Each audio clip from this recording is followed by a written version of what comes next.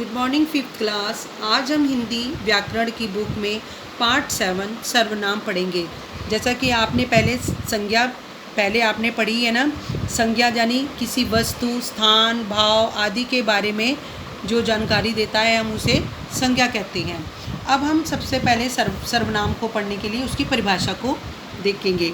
संज्ञा शब्दों के स्थान पर जिन शब्दों का प्रयोग किया जाता है उन्हें सर्वनाम कहते हैं। यानी संज्ञा के स्थान पर हम जो शब्द यूज़ करते हैं, जैसे कि हम इस एग्ज़ाम्पल में बता रहे हैं आपको। जैसे ये दोनों भाई बात कर रहे हैं, फ्रेंड, रमेश मेरा मित्र है।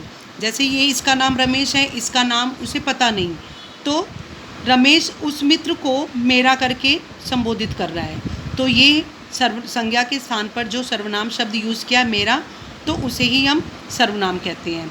रमेश मेरे साथ पढ़ता है, यानी ये वाले फ्रेंड को रमेश अपना नाम ना बताकर उसने अपने को मेरा बता दिया। रमेश के पिताजी डॉक्टर हैं, यानी ये रमेश है और इसके पिताजी है, इसके पिताजी को उसने उसके पिताजी बोला। इसी तरह अब ऊपर लिखे वाक्यों में रमेश पहले वाक्यों में आया है, यानी रमेश पहले वाक्यों में आया थे, तो रमेश के स्थान पर उसने क्या शब्द यूज़ किया था?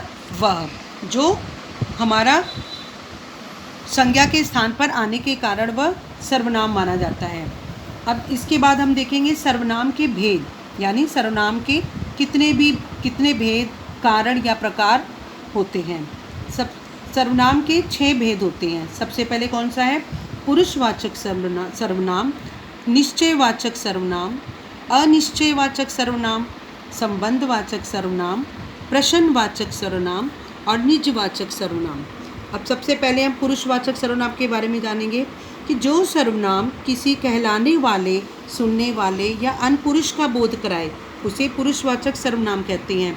जैसे हमारे साथ कोई दूसरा आदमी है, तो उस दूसरे आदमी को तुम, तुम्हारे, हमारे करके जो हम वर्ड यूज़ करते हैं, तो, तुम, तुम्हारा, आप, आपका आदि, ये सारे हमारे पुरुषवाचक सर्वनाम में एग्जाम्पल आते हैं।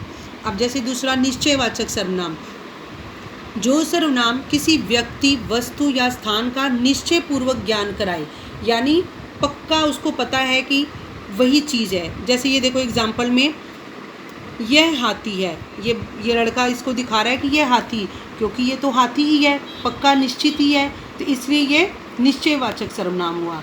अब जैसे यह घोड़ा है, पक्का ये आपको घोड़ा ही दिख रहा है ना, तो यह घोड़ा ही है। अब थर्ड नंबर में क्या आता है? अनिश्चयवाचक सर्वनाम, जो सर्वनाम किसी व्यक्ति, वस्तु, स्थान का निश्चय पूर्वक ज्ञान न कराए, यानी जिस बात का हमें पूरा पक्का पता ना हो। जैसे अब ये देखो, ये लड़का क्या कह रहा है? आवाज़ आ रही है लेकिन कोई गा रहा है, इसको पता नहीं है कौन गा रहा है, लेकिन कोई गा रहा है, संकेत है, इसको अभी तक पक्का नहीं पता, इसलिए ये एग्जाम्पल अनिश्चय, मतलब जिसका हमें पूरा पता ना हो।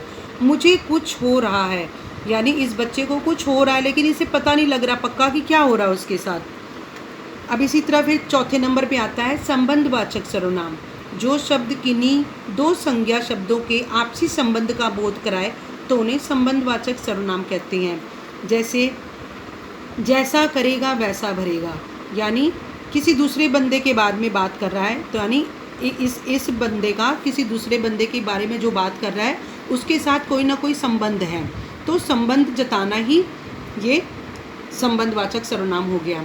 जो बोएगा सो काटेगा, ये आदमी किसी दूसरे आदमी के बारे में बात कर रहा है जिसके साथ संबंध है, जैसे जो बोएगा वो काटेगा। अब 5वें नंबर पे आता है प्रश्नवाचक सर्वनाम, जो शब्द किसी व्यक्ति, वस्तु, स्थान का ज्ञान करवाते समय प्रश्न का बोध कराते हैं तो उन्हें प्रश्नवाचक सर्वनाम कहते हैं। जैसे कौन समझा रहा है, यानी अब कौन हमारा जो क्वेश्चन बन जाता है ना, तो कौन समझा रहा है यानी किसके बारे में। अब यहाँ पे एक टीचर पढ़ा रही है, तो कौन पढ़ा रही है, अगर किसी को नहीं पता तो वो बोलेगा ही ना प्रश्न बनाकर, कौन पढ़ा रहा है, कौन कहीं जा रहा है। तो जो प्रश्न करता है तो वो प्रश्न वाले शब्द जैसे कौन, कहाँ, किसने, किसका, ये सारे प्रश्नवाचक सर्वनाम में आते हैं। अब 6 नंबर पे आ रहा है निजवाचक सर्वनाम, जिन शब्दों को अपने लिए प्रयोग किया जाए तो उसे निजवाचक सर्वनाम कहते हैं। जैसे अपना निज मतलब स्वयं, अपना पर्सनल जो बातें हम करते हैं, अपने बारे में जो हमारी बात होगी उसे हम निज, स्वयं अपनी बातें करने वाले को निज सर्वनाम कहते हैं। जैसे आप, अपना, अपनी, मुख्य निजवाचक सर्वनाम है। जैसे यहाँ पे एग्जाम्पल में है, मैं अपना काम आप करूँगा। जैसे आप अपना काम, स्कूल का वर्क अपने आप खुद करते हो ना, तो अपना खुद का काम करने वाले को निजवाचक सर्वनाम कहते हैं। Thank you.